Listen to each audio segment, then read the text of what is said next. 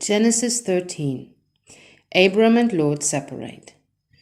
So Abram went up from Egypt to the Negev with his wife and everything he had, and Lot went with him. Abram had become very wealthy in livestock and in silver and gold.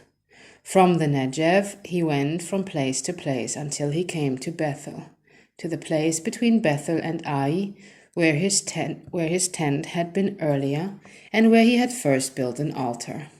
There Abram called on the name of the Lord.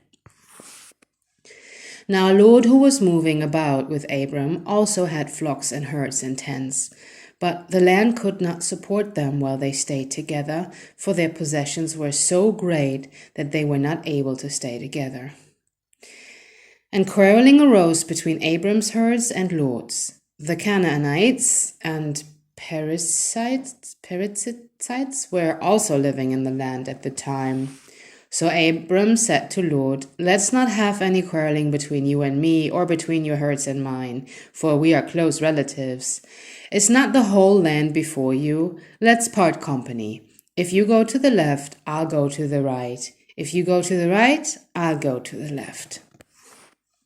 Lot looked around and saw that the whole plain of the Jordan toward Zoar was well watered, like the garden of the Lord, like the land of Egypt. This was before the Lord destroyed Sodom and Gomorrah.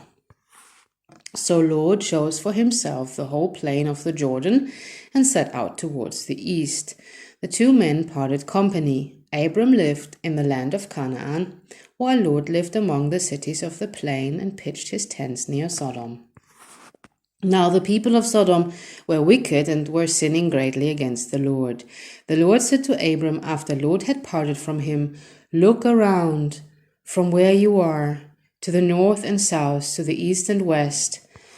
All the land that you see I will give to you and your offspring forever. I will make your offspring like the dust of the earth, so that if anyone count the dust, then your offspring could be counted.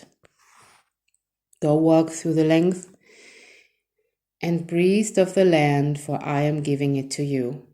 So Abram went to live near the great trees of Mamre and Hebron, where he pitched his tents.